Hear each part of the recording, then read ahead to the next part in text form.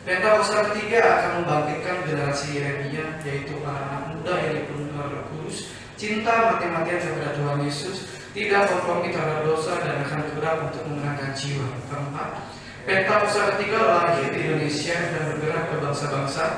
Gerakan ini dari timur ke barat dan akan kembali ke Yerusalem. Kelima, Pentakosta ketiga akan memberikan kuasa untuk menyelesaikan amanat agung, dan setelah itu Tuhan Yesus datang kembali. Amin. Mari kita tetap diam dalam hadirat Tuhan pada perbincangan siang hari ini. Haleluya Tuhan.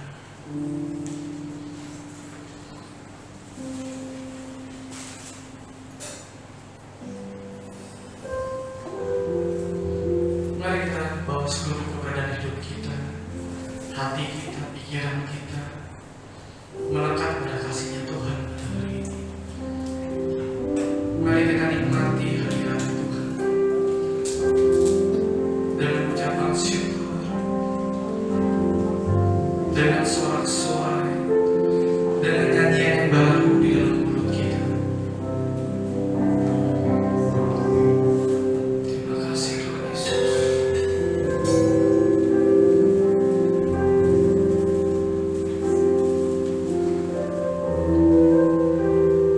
Terima kasih Tuhan.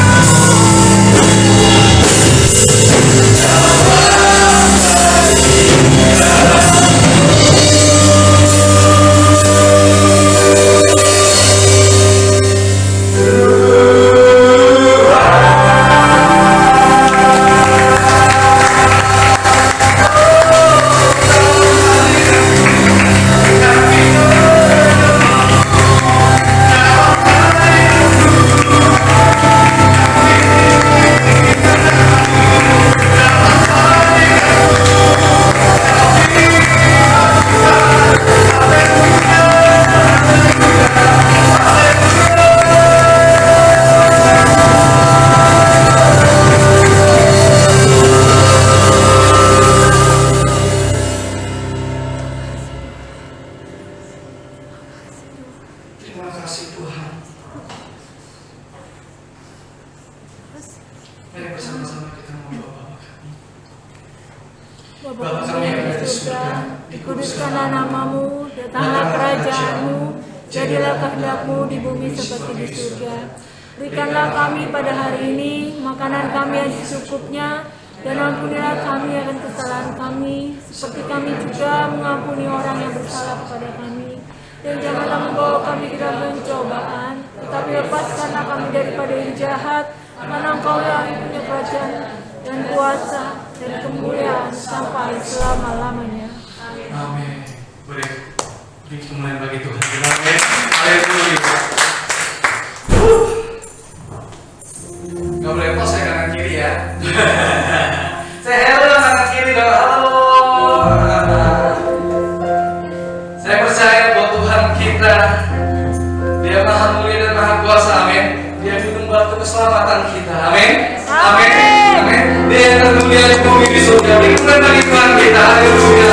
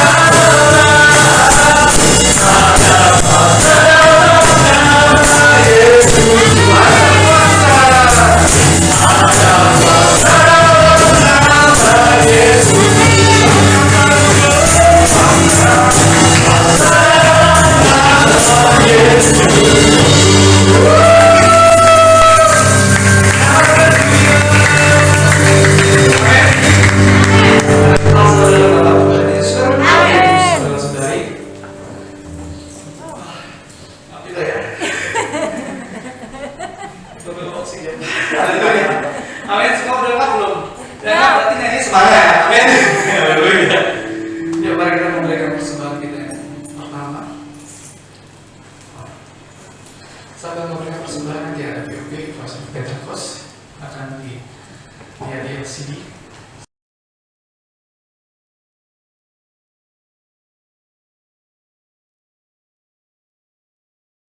Shalom saudara, saya percaya hari ini kita semua tetap bersuka cita di dalam kebaikan Tuhan. Pesan Tuhan yang menjadi tema di tahun 2021 menegaskan bahwa tahun ini adalah tahun integritas. Hal ini berarti kunci kemenangan di tahun ini terletak dari integritas seorang Kristiani dalam segala aspek kehidupannya. Oleh karena itu, dalam edisi Voice of Pentecost kali ini, saya akan membahas tentang berintegritas di tengah krisis hidup. Saudara, di hari-hari ini, ujian integritas sedang terjadi bagi saudara dan saya.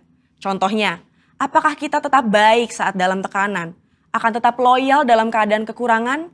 Atau justru berkompromi dengan dunia saat sakit, gagal, bahkan sampai saat miskin mendadak? Saudara, perlu kita ingat bahwa integritas adalah hasil pembentukan dan tidak otomatis bisa dimiliki seseorang. Pembentukan integritas membutuhkan ujian, proses, dan waktu.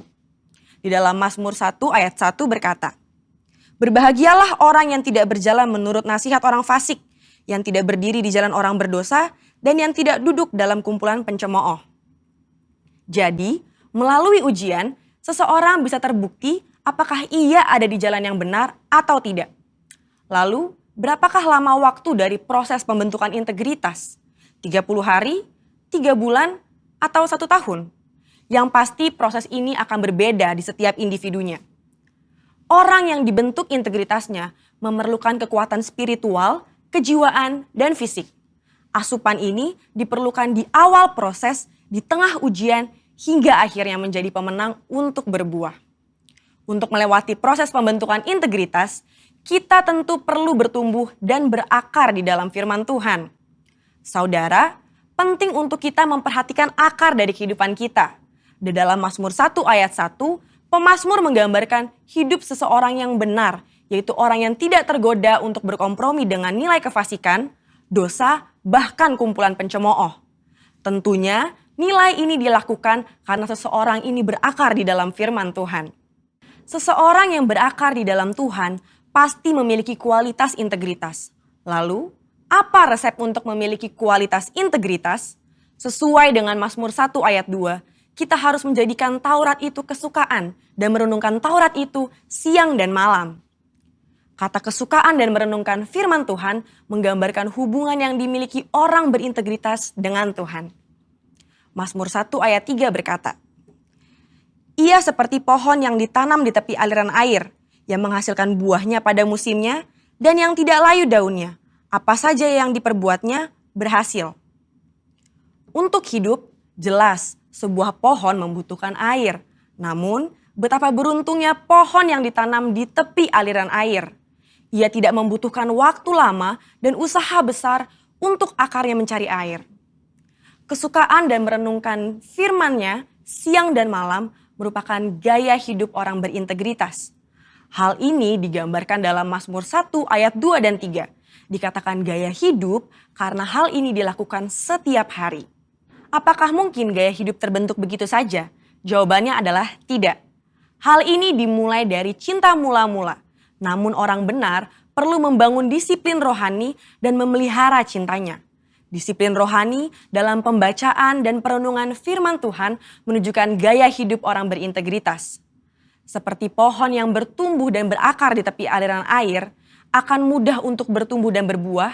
Demikian digambarkan gaya hidup orang yang berintegritas, yang kesukaannya ialah merenungkan firman Tuhan siang dan malam. Dalam Yohanes 15 ayat 7 dan 8 berkata, "Jikalau kamu tinggal di dalam aku dan firmanku tinggal di dalam kamu, mintalah apa saja yang kamu kehendaki dan kamu akan menerimanya. Dalam hal inilah Bapa-Ku dipermuliakan, yaitu jika kamu berbuah banyak dan dengan demikian kamu adalah murid-murid-Ku." Di ayat ini, Yesus menjelaskan hubungan sebab akibat yang erat antara gaya hidup merenungkan firman dengan berbuah dalam kehidupan. Apa buah yang diinginkan Tuhan dihasilkan oleh setiap umatnya? Buah-buah yang Tuhan ingin kita hasilkan adalah buah pertobatan, buah kehidupan, buah karakter, dan buah jiwa-jiwa. Selain itu, apa dampak lain dari tertanam di tepi aliran air? Dalam Mazmur 1 ayat 3 menjelaskan dengan tidak layu daunnya. Hal ini sama dengan kita memiliki daya tahan yang tinggi terhadap berbagai situasi kehidupan. Situasi sulit dan krisis hidup bisa datang kapan saja. Saat ini kita sedang mengalami pandemi COVID-19 dan resesi ekonomi. Situasi ini dapat mengganggu integritas seorang untuk kompromi dengan dosa, untuk menyakiti sesama, putus pengharapan, bahkan tidak lagi percaya kepada Tuhan. Lewat pemazmur, Tuhan hendak mengatakan kepada kita bahwa dari hubungan seseorang dengan Tuhan lewat gaya hidup cinta akan firman Tuhan bukan hanya agar kita berbuah, tapi juga agar kita tetap berintegritas. Di mata Tuhan, orang seperti ini dipandang dan dijanjikan apa saja yang ia perbuat berhasil. Saya percaya kita yang sudah mendengar ini akan semakin memperhatikan akar kita, perhatikan gaya hidup kita, dan perhatikan hubungan kita dengan firman Tuhan. Saudara, untuk penjelasan yang lebih lanjut dari tim teologi kami, silahkan klik link yang ada di atas atau scan QR Code yang tersedia. Salam integritas, Tuhan Yesus memberkati.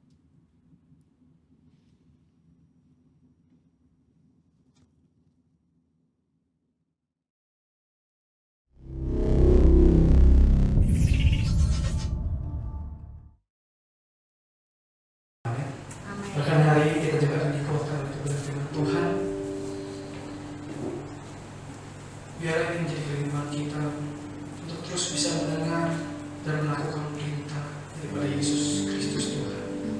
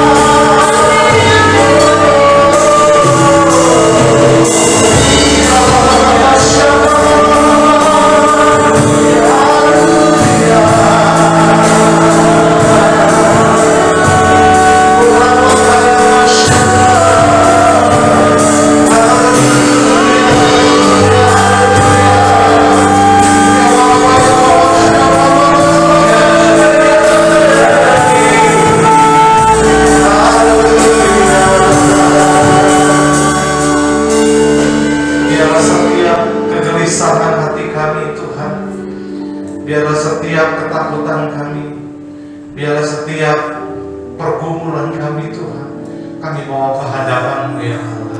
Dan ketika kami menikmati hadirat-Mu Tuhan, maka kami percaya semua ketakutan, semua kekhawatiran itu sirna ya Tuhan Yesus. Engkaulah Allah yang menjadi sumber kekuatan dalam hidup kami. Engkaulah Tuhan yang kami sembah, yang kami puja, dan kami muliakan di dalam nama Yesus. Terima kasih Tuhan, karena menyiapkan hati kami saat ini untuk menerima kebenaran firman-Mu. Berbicaralah Tuhan di tengah-tengah kami. Dalam nama Yesus kami bersyukur, kami berdoa. Bersama kita katakan amin. Puji Tuhan. Silakan duduk Bapak Ibu Saudara kasih Tuhan. Shalom semuanya. Haleluya.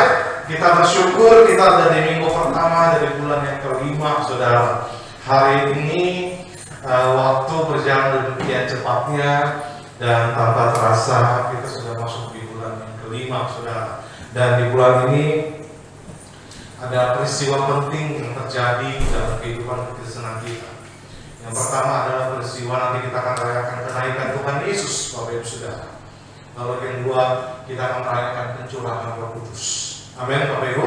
Dan saya percaya ini menjadi sebuah momentum dalam kekristenan yang begitu luar biasa. Allah yang kita sembah, hakikatnya adalah Allah yang hidup. Amin, Saudara. Allah yang kita puja adalah Allah yang hidup, adalah Allah yang berkuasa. Dulu, sekarang, bahkan sampai selama-lamanya. Yang percaya katakan amin. Amin. Hari ini kita akan belajar sama-sama tentang pujian dan doa yang mengubah hati. Nah, Bapak Ibu Saudara kasih Tuhan, dalam hidup ini kita perlu sekali memahami bahwa hati kita ini yang paling penting untuk bisa diubah. Amin, Saudara. Satu saat kalau Saudara suka ikut melihat Indonesian Idol atau kontestan nyanyi yang lain, Saudara, itu juri suka selalu bilang begini, kamu tuh pinter sih nyanyi, kamu itu bagus sih kalau nyanyi, tapi tuh rasanya nggak ada, rasanya tuh nggak ada, tapi nyanyinya tuh kayaknya begitu aja. Saudara, apa yang dimaksud dengan dewan juri ketika dia berbicara begitu, Saudara? Nah, maksud dia itu adalah enggak kerasa nyanyi itu dari hati. Tapi kalau orang nyanyi dari hati itu nyampe, Saudara, nyampe. Nah, hati ini penting, Saudara. Dalam segala aspek kehidupan, semua orang itu bisa merasakan, bahkan ya Saudara, bisa melihat seberapa beresnya hati kita sama Tuhan. Makanya masuk bulan kelima ini kita harus semakin hati-hati menjaga hati kita, terutama dalam area membangun persekutuan dengan Tuhan. Amin, Saudara. Membangun hubungan dengan Tuhan itu nggak bisa dengan kepalsuan. Kalau Saudara nge-fake, kalau Saudara palsu, Saudara akan dirasakan, akan terlihat oleh banyak orang, Saudara. Nah, saya melihat begini, dalam perjalanan kehidupan kekristenan, Saudara, itu semua bicara mengenai hati. Semua bicara mengenai hati. Artinya, kalau hati kita ini beres sama Tuhan, Saudara, sama Tuhan beres, maka dengan sesama pun kita juga akan beres. Tapi kalau hati kita sama Tuhan gak beres, maka sama sesama pun gak beres, maka kehidupan kita pun banyak hal yang gak beres. Maka perhatikan baik-baik, Bapak Ibu Saudara yang ada di rumah, dimanapun Saudara berada, hati ini perlu dijaga. Pujian dan doa yang mengubah hati, ini akan menjadi tema memasuki bulan Mei ini, Bapak Ibu Saudara. Dan firman Tuhan dalam 1 Tesalonika 5 ayat 17 sampai 22 ini akan menjadi dasar untuk kita sama-sama belajar firman. Mari kita baca firman Tuhan ini sama-sama, Bapak Ibu Saudara. 1 Tesalonika 5 ayat 17 sampai 22. 1, 2, 3.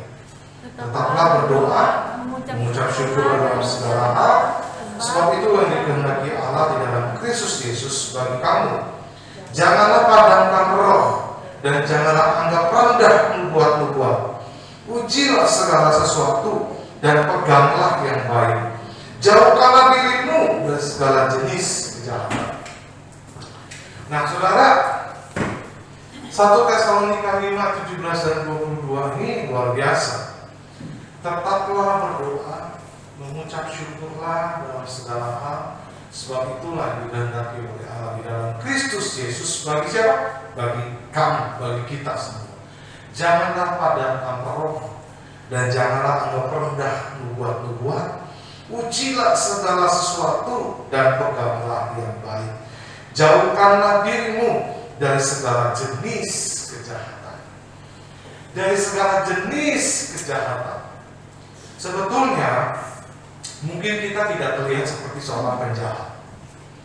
Tapi kalau hati kita nggak beres, Bapak Ibu Saudara, hati kita nggak benar, maka kita ini masuk dalam suatu kategori seorang penjahat. Penjahat yang apa ya? Yang invisible, tidak terlihat, Saudara. Karena di dalam hati.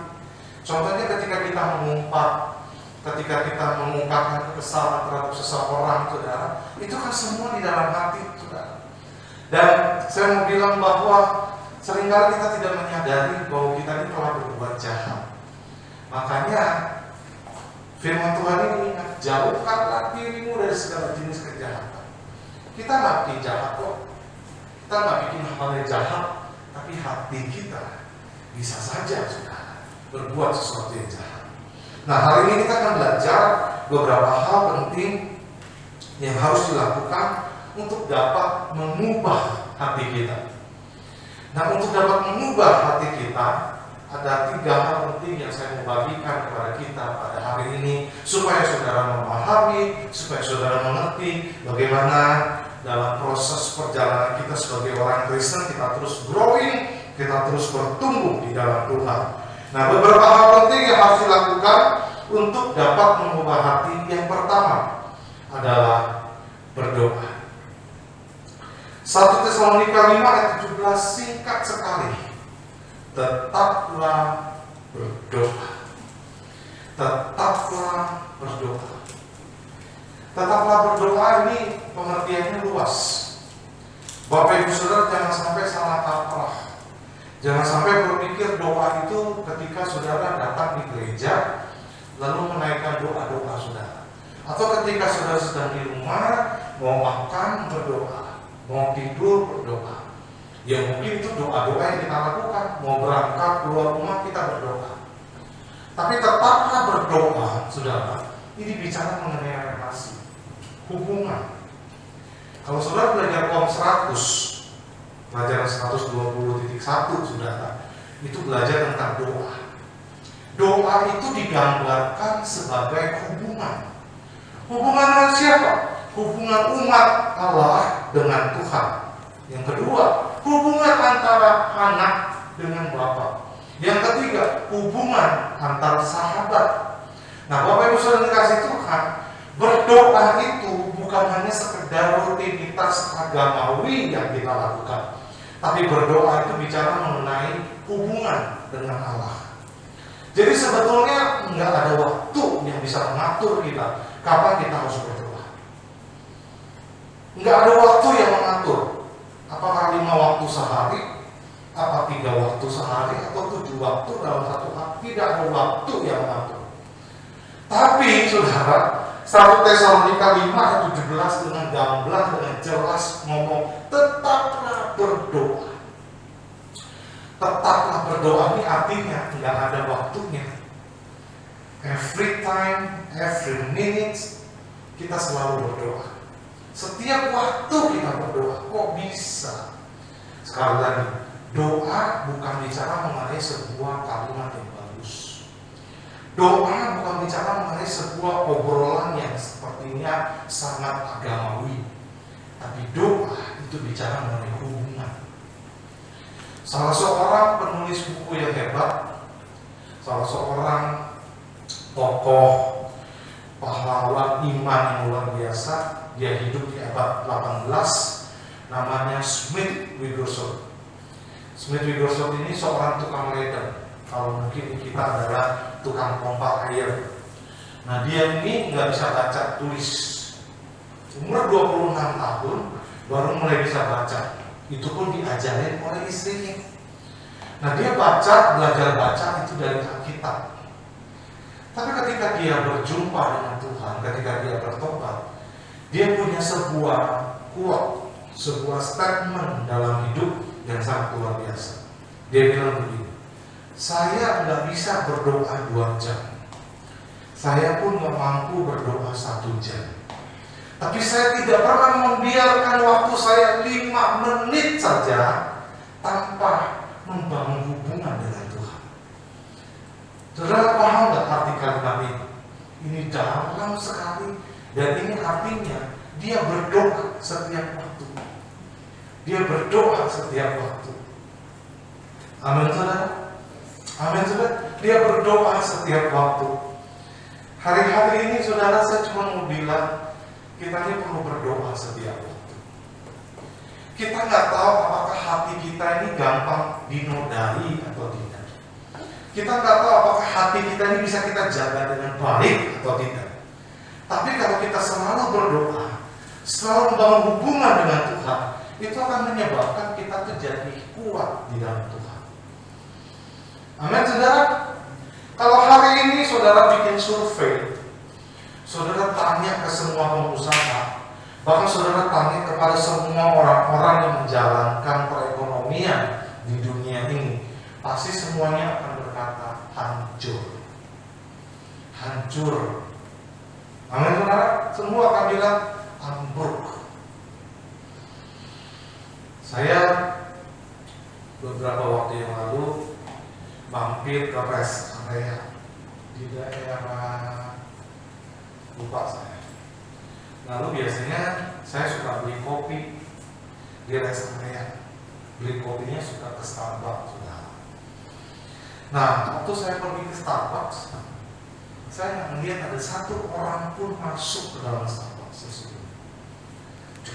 Cukup surprise buat saya, karena pada waktu itu adalah jamnya mendekati beberapa menit buka puasa, saudara. Saya bingung ya, kok nggak ada yang masuk ya? Kok nggak ada yang masuk? Cuma dalam perjalanan, karena saya mau beli kopi, saya masuk, beli kopi, selesai, saya keluar. Dalam perenungan saya, Tuhan mulai ingatin bahwa nggak ada sesuatu yang hebat di muka bumi ini.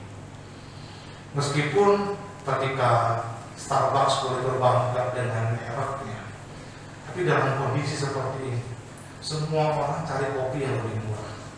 Betul nggak, saudara? Semua orang cari kopi yang lebih murah. Walaupun gengsi katanya kalau pergi ke Starbucks itu pride banget rasanya. Tapi hari-hari ini, saudara, orang cari kopi yang lebih murah. Saya mau bilang begini, saudara. Kondisi makin membuat kita itu nggak jelas. Kita pun nggak tahu bagaimana keadaan ke depan. Apakah ekonomi makin baik, saudara? Tentunya ekonomi dunia akan semakin baik. Tapi kalau kita tetap berdoa, kita memberi berdoa itu seperti kita tetap mengisi bensin. Pernah nggak saudara mengalami bensinnya sudah mulai habis? Saya beberapa kali ini udah masih perjalanan jauh tapi bensin udah habis. Dulu keliling-keliling nyari pom bensin, saudara. Keliling-keliling nyari pom bensin.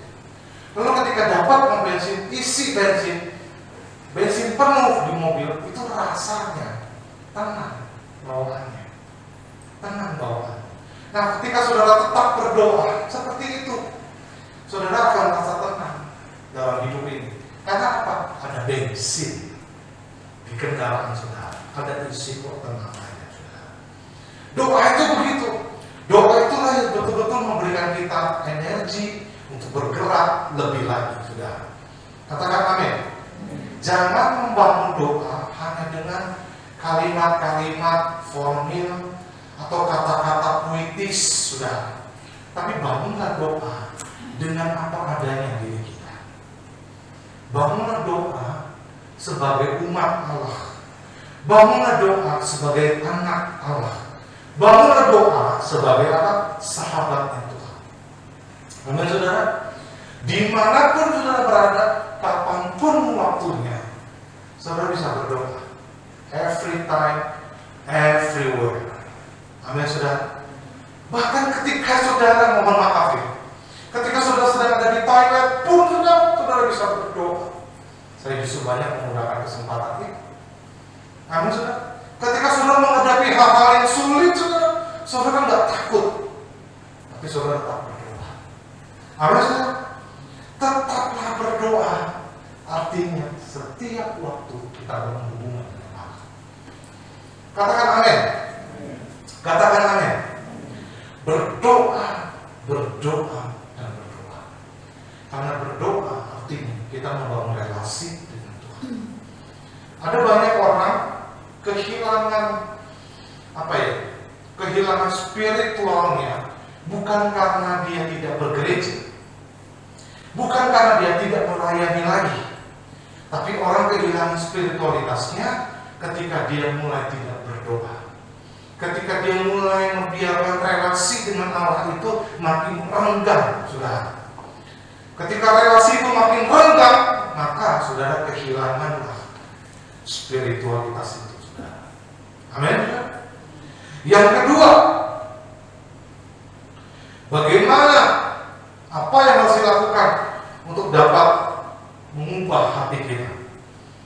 Bersyukur.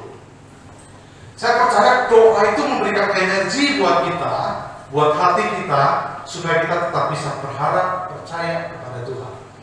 Nah, yang kedua, bersyukur. 1 Tesalonika 5:18. Mengucap syukurlah dalam segala hal, sebab itulah yang dikehendaki Allah di dalam Kristus Yesus bagi kami. Ya, Tuhan mau dalam hidup kita adalah bersyukur. Apa itu bersyukur? Pak Niko, Kepala Pembina kita, menerjemahkan bersyukur dengan kata-kata ini. Bersyukur artinya kita setuju dengan apa kata Tuhan. Sekali lagi, Bapak Ibu Saudara di rumah, bersyukur artinya kita bisa setuju, sepakat dengan apa kata Tuhan. Kalau kata Tuhan A, ya udah, iya deh Tuhan. Kalau kata Tuhan B, ya udah, iya deh Tuhan.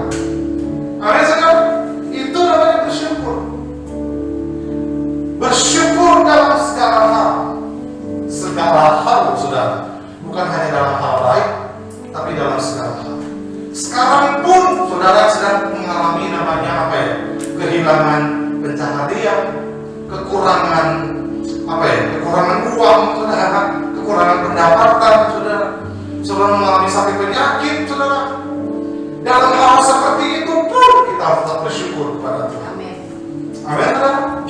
Bersyukur artinya kita setuju dengan apa kata Tuhan. Bukan apa kata kita, bukan apa maunya kita, tapi apa Tuhan. Katakan amin. Katakan amin. Kalau kita bisa bersyukur, kalau kita bisa mengucap syukur kepada Tuhan dalam segala hal, maka hidup kita tuh akan menjadi orang yang sangat bersukacita. Maka hati kita akan menjadi hati yang bersih, saudara. Amin, saudara. Saudara nggak gampang mengeluh, susah ya dijalani. Amin, saudara. Mengalami penderitaan yang berat, ya udah hadapi, saudara.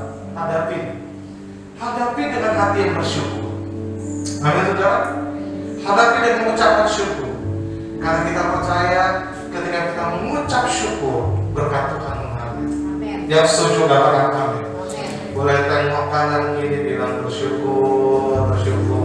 Amin. Haleluya. Ku bersyukur kepadamu,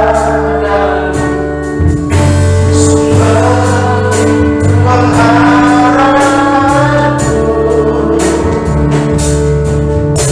penolongku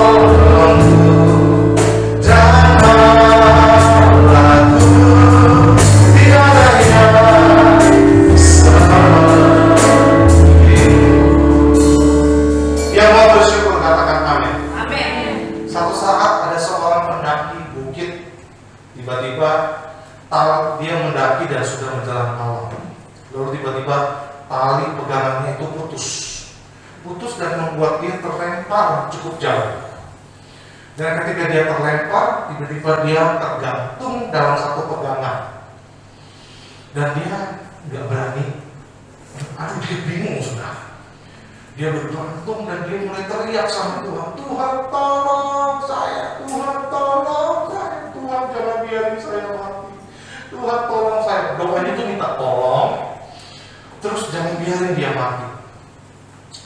Tiba-tiba Tuhan kirim malaikat. Malaikat bilang, udah, lepas aja tangan kamu. Percaya kalau kamu minta tolong sama Tuhan, percaya sama Tuhan, lepas aja tangan kamu. Tapi dia nggak mau lepas, dia takut jatuh, saudara. Dia berpikir ini curang. Kalau saya jatuh, kalau saya lepas pasti saya jatuh. Dia terus, Tuhan tolong saya dong Tuhan, tolong saya Tuhan. Malaikat datang lagi. Ini anak bandel banget. Udah lepas aja tangan kamu. Lepas aja tangan kamu. Kamu percaya Tuhan kan? Saya percaya sama Tuhan. Tapi disuruh lepas nggak mau, saudara. Akhirnya dia bergelantungan sampai menjelang pagi.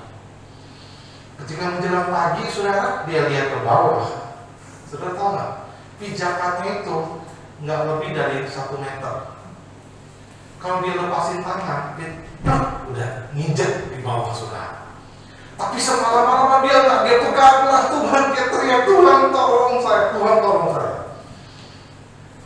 Seringkali kita begitu loh, saudara. Seringkali kita begitu, minta tolong sama Tuhan, tapi ketika Tuhan bilang, kita nggak mau nurut.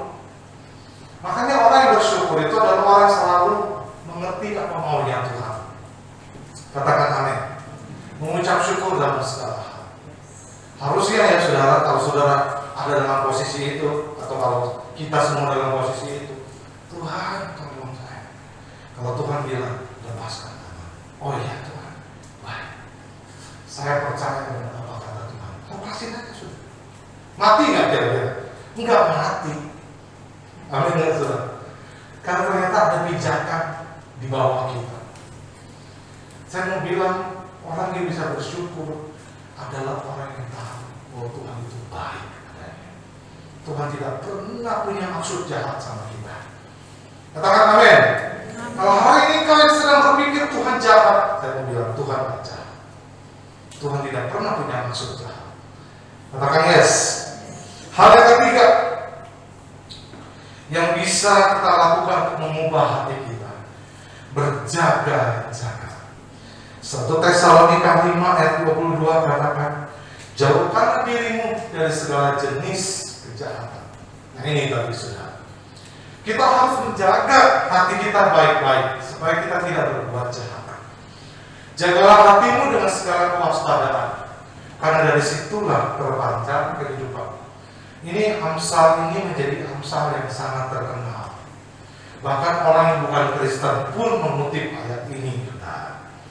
Saya mau bilang, kalau kita bisa berjaga-jaga dengan baik, yang kita jaga itu bukannya badan kita, bukannya tubuh kita, tapi hati kita. Kalau hati kita jaga dengan baik, maka semuanya itu akan terjaga dengan baik. Katakan amin.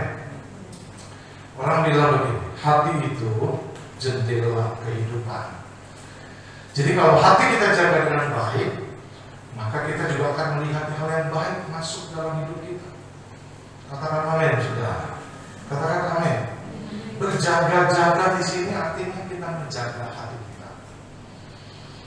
Berjaga-jaga di sini kita mengawasi baik-baik. Mengawasi baik-baik. Artinya kita memfilter mana yang bersih dan mana yang tidak, mana yang perlu dan mana yang tidak. Amin, saudara. Mana yang perlu masuk ke dalam hati kita dan mana yang tidak perlu. Kalau nggak perlu ya buang, saudara. Amin, saudara. Kalau memori handphone saudara penuh, pasti saudara akan mulai pilih-pilih mana yang saudara buang. Yang menurut saudara yang tidak perlu dibuang, saudara nggak akan buang. Tapi kalau saudara menurut saudara kurang penting, dibuang. Sehingga akhirnya memori saudara bisa kembali normal. Amin, saudara. Begitu juga dengan hati kita. Kita harus jaga nih hal-hal yang masuk ke dalam hati ini. Yang nggak penting-penting keluarin, saudara.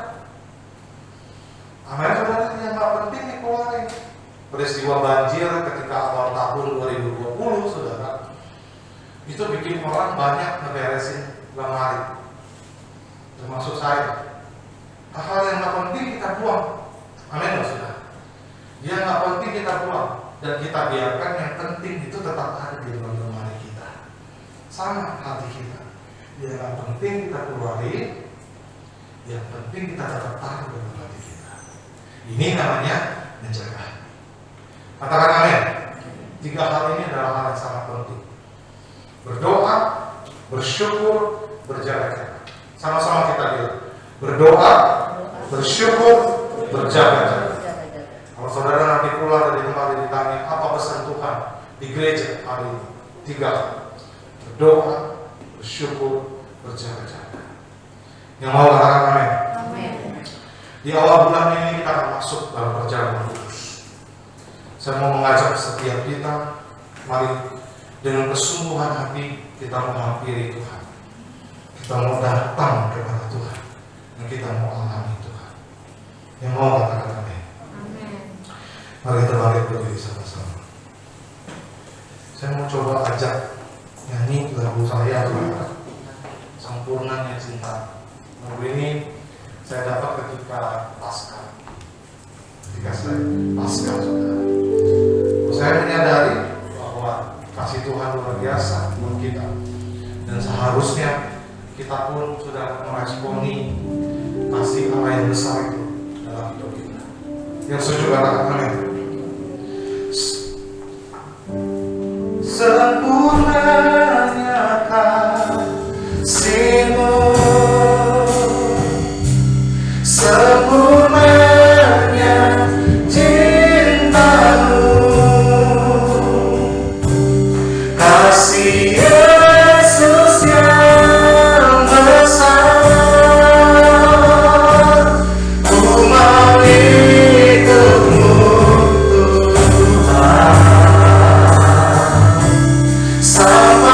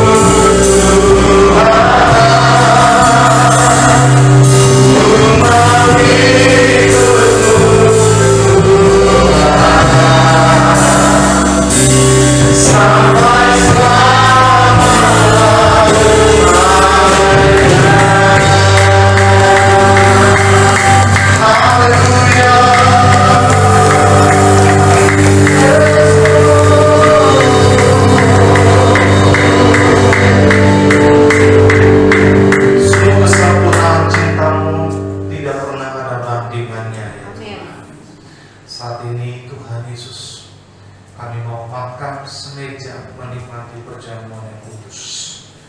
Biarlah setiap kami melakukan ini, kami mengingat betapa baiknya Engkau dalam hidup kami. Mari Bapak Ibu Saudara persiapkan hati kita untuk boleh masuk dalam perjamuan kudus. Bapak Ibu Saudara sudah terima roti dan anggur. Mari sama-sama kita persiapkan yang terbaik.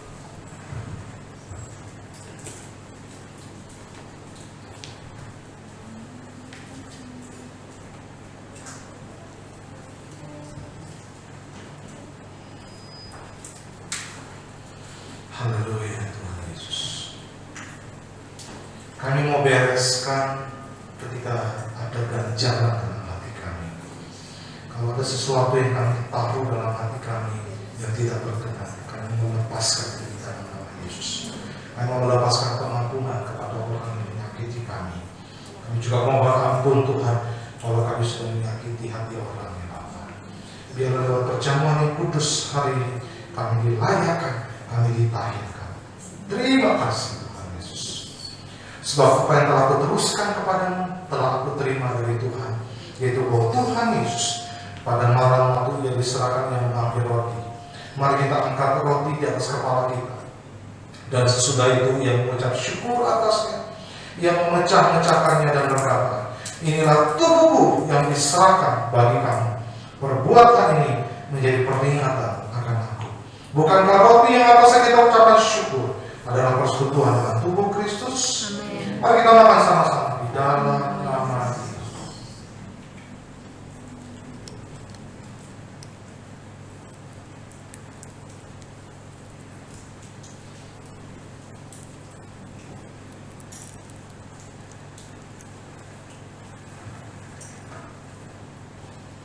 Mari kita angkat anggur di atas kepala kita. Demikian juga yang mengambil cawan sesudah makan lalu berkata, cawan ini adalah perjanjian baru yang dimateraikan oleh darahku. Perbuatlah ini setiap kali kamu meminumnya menjadi peringatan akan aku. Bukankah cawan yang atasnya kita dimateraikan adalah persekutuan dengan darah Yesus? Mari kita minum sama-sama di dalam nama Yesus.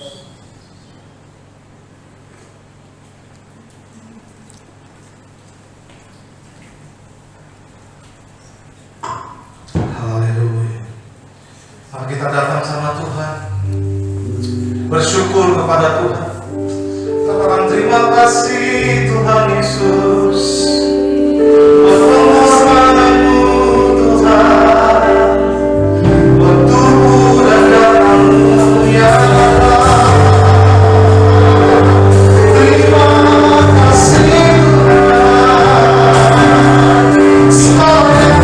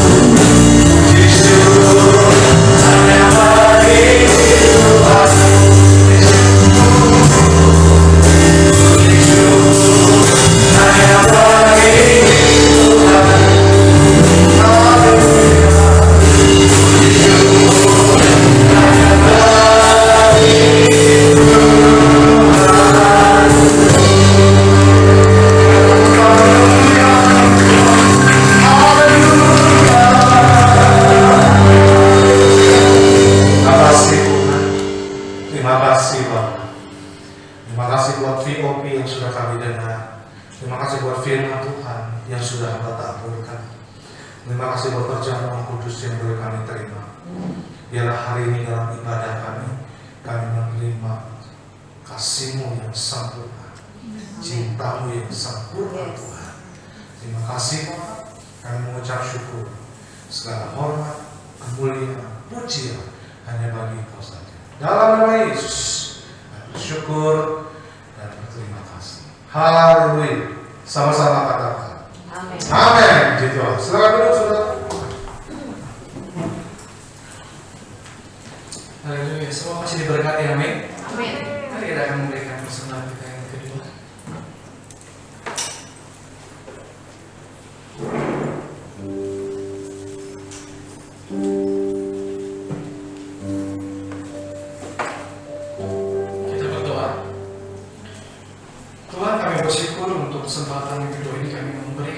percaya, kami memberikan Tuhan sudah memberikan segala sesuatu atas kehidupan kami, lebih dari yang pernah kami miliki. Kami memberi dengan sukacita, kami memberi dengan sumber hati. Yang siap memberi katakan, amin. Segala puji syukur.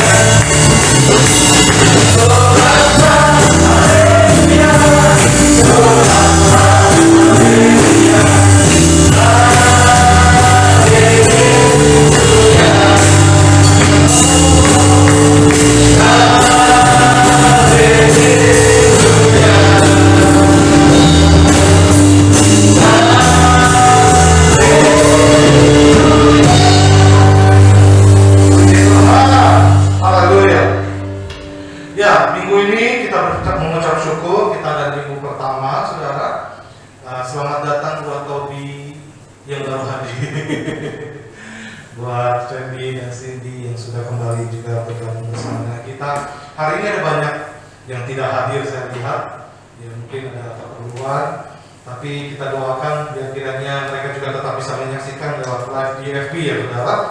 Ya, puji Tuhan, kita sudah beberapa minggu ini kita sudah melakukan live lewat Facebook. Jadi saudara tidak akan ketinggalan ibadah karena semua waktunya bersamaan. Puji Tuhan. Karena ini di minggu pertama saudara yang sudah dapat berkat Tuhan lewat THR dan segala macam, jangan lupa kembalikan perpuluhan. Amin. Nomor rekening gereja ini saudara, silakan saudara boleh transfer ke rekening gereja yang ada. Mari saudara tabur, kewajiban saudara sebagai umat Tuhan itu mengembalikan perpuluhan. Ingat, itu bukan milik saudara, jangan dihabisi. Amin saudara. Ini Tuhan. Yang berikutnya, saudara membutuhkan pelayanan, silakan hubungi nomor telepon yang ada. Karena minggu depan itu menjelang Lebaran Idul Fitri, jadi dan kebetulan kita tidak boleh mudik kan saudara, nggak boleh kemana-mana. Jadi yang pasti kita minggu depan tetap ibadah dengan sukacita saudara di tempat ini seperti biasa. Dan media sosial gereja saudara boleh follow saudara. Puji Tuhan. Saya rasa itu aja pengumumannya. Ada tambahan lagi? Oh iya, tanggal 30 Mei akan ada peristiwa penting di sini, yaitu pernikahan dari Mas Yusap dan Mbak Dewi. Kasih tepuk tangan dong. Iya, kita doakan supaya Mas Yusap dan Mbak Dewi boleh lancar acaranya. Mereka sudah mengikuti konseling pranikah dan hari ini nanti malam konseling pranikah yang terakhir, saudara. Dan kita juga mengucapkan selamat datang buat jiwa-jiwa yang baru hadir, boleh bangkit berdiri biar kami boleh mengenal. Iya, selamat datang. Terima kasih Ibu sudah hadir bersama dengan kami. Biar kiranya di minggu depan boleh kembali hadir bersama-sama menikmati berkat Tuhan di tempat ini. Puji Tuhan. Mari kita bangkit berdiri bersama. Kita berdoa. Kami bersyukur Tuhan buat kasih, rahmat dan anugerah-Mu. Kalau hari ini kami boleh ada, kami tahu semua karena anugerah Tuhan. Kami boleh beribadah di tempat ini dalam keadaan baik dan sehat Kami bersyukur Tuhan, Kau luar biasa. Perlindungan Tuhan nyata atas hidup kami. Kami terus memberkati gembala pembina kami beserta dengan keempat wakilnya. Tuhan berkati, Tuhan urapi lebih lagi. Kami juga terus berdoa juga buat gembala Rayang kami Pak Andi beserta dengan keempat wakilnya. Juga hamba-Mu di tempat ini bersama dengan Bu Marina. Kami serahkan gereja ini ke dalam tangan-Mu.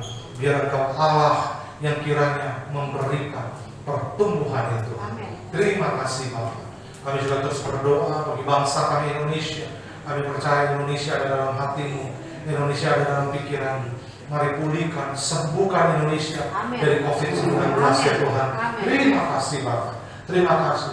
Kami juga memberkati seluruh saudara-saudara kami yang ada di India Tuhan, yang mengalami tsunami COVID-19. Kami berdoa Tuhan memulihkan keadaan umat-Mu yang ada di India Bapak, di dalam nama Yesus. Kami juga memberkati Tuhan kota kami Bekasi, Harapan Indah, Medan Satria. Kami berkata shalom Tuhan atas kota kami ya Bapak. Terima kasih Tuhan, berkat melimpah. Tuhan berkati umat-Mu Tuhan. Kalau ada umat-Mu yang sedang bingung mencari gereja, biar kiranya mereka boleh menemukan di tempat ini Tuhan. Amin. Terima kasih Bapak. Kami serahkan semua ke dalam tangan-Mu. Juga umat pilihan-Mu, kami mau berkata shalom Yerusalem. Biar kiranya umat pilihan-Mu boleh datang kepada Engkau. Mereka boleh bertekuk lutut di hadapan-Mu dan berkata bahwa Yesuslah Mesias yang mereka nantikan selama ini Tuhan. Sebentar kami pulang berpisah dari tempat ini, Tuhan memberkati kami dengan luar biasa. Persembahan yang telah kami berikan, biarlah kiranya boleh menjadi pelebaran bagi kerajaan Tuhan di tempat ini. Juga hamba-hamba-Mu yang sudah melayani, Tuhan berkati dengan luar biasa. Amen. Tuhan perhitungkan apa yang sudah mereka lakukan. Dan akhirnya kami siap untuk menerima berkat daripada Tuhan. Mari kita angkat kedua tangan kita, biarlah kiranya berkat kasih karunia dari Allah Bapa di surga, di dalam kasih anaknya Yesus Kristus Tuhan, dan di dalam perlindungan dan persekutuan yang manis dengan Allah Roh Kudus menyertai kita sekalian mulai hari ini sampai selama-lamanya. Kita yang percaya dan diberkati Tuhan, bersama-sama kita katakan amin. Tuhan Yesus memberkati. Selamat hari Minggu kita.